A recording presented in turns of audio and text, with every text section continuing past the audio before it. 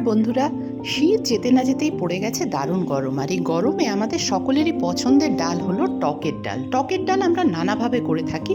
আজকে তোমাদের সাথে শেয়ার করব তেঁতুল দিয়ে টক মিষ্টি ডাল। তো চলো আর দেরি না করে শুরু করে দিই। তবে অবশ্যই আমাদের সাথে থেকো, চ্যানেলটাকে লাইক শেয়ার সাবস্ক্রাইব করতে কিন্তু একদম ভুলে যেও না। তো যখনই আমরা টকের ডালের কথা বলি আমাদের মাথায় প্রথমেই আসে আম দিয়ে টকের ডাল। আম দিয়ে টকের ডাল হয়তো অনেকেই খেয়ে থাকবে। চলো আজকে করে নিই তেঁতুল দিয়ে মুসুর ডাল। তো প্রথমেই আমরা নিয়ে নিচ্ছি মুসুর ডাল। মুসুর ডাল আমরা বেশিক্ষণ জানোই যে খুব সহজে সিদ্ধ হয়ে যায় ডালটা, সেই জন্য আমাদের খুব একটা ভিজিয়ে রাখার দরকার নেই। আমরা এখানে ডালটাকে মিনিট 10 ভিজিয়ে রাখবো, জাস্ট একটু ধুলো ময়লাটা পরিষ্কার হয়ে যাওয়ার জন্য। এরপরে নিয়ে নিচ্ছি তেঁতুল। তেঁতুল একদম পাকা কালো তেঁতুল, সেটাকে আমরা ভিজিয়ে রাখবো গরম জল দিয়ে। দেখো যে গরম জল দিচ্ছি তোমাদের চোখের সামনে একদম রং ছাড়তে শুরু করে দিচ্ছে। তো খুব বেশি জল দেওয়ার দরকার নেই, তবে গরম ধোঁয়া ওঠা জলে আমরা ভিজিয়ে রাখবো তেঁতুলটা। আর ফোড়নের জন্য নিচ্ছি সর্ষে আর শুকনো লঙ্কা। নিয়ে নিচ্ছি পরিমাণ মতো নুন আর হলুদ। এটা আমরা ডাল সেদ্ধর সময় ইউজ করে নেব। আর দিচ্ছি চিনি। টকের ডাল বলতে আমরা কিন্তু শুধু টক দিয়েই ডাল সাধারণত করে থাকি। একটু এই ডালটাতে মিষ্টি দেবে, স্বাদটা দেখবে একদম অন্য মাত্রায় চলে যাবে। তো চলো এই সামান্য পরিমাণ উপকরণ দিয়ে আমরা করে নেব তেঁতুল দিয়ে টকের ডাল। ডালটা 10 মিনিট ভিজে গেছে, এটাকে ভালো করে এবার আমরা ধুয়ে জলটা ঝরিয়ে কুকারে দেব সেদ্ধ করার জন্য।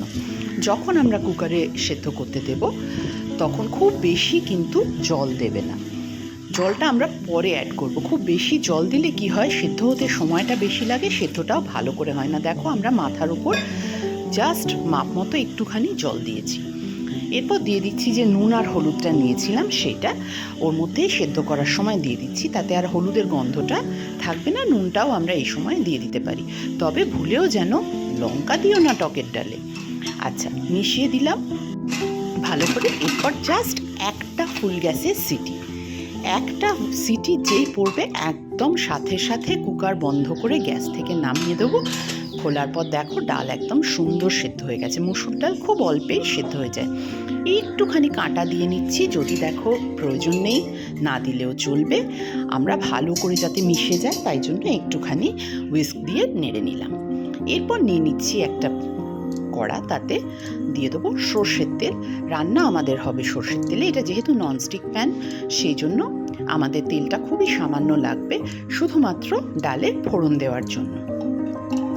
সর্ষের তেলটা কিন্তু ধোঁয়া উঠলে তবেই আমরা ফোড়নটা দেব। ঠান্ডা তেলে কিন্তু কখনোই ফোড়ন দেবে না, তাহলে কিন্তু ফ্লেভারটা ভালো আসে না। তো আমরা সর্ষেগুলো দেখো দিয়েছি, ফুটতে শুরু করেছে এবং দেখবে সর্ষেগুলো কিন্তু একটু ফাটে, হালকা হালকা ফাটতে থাকে।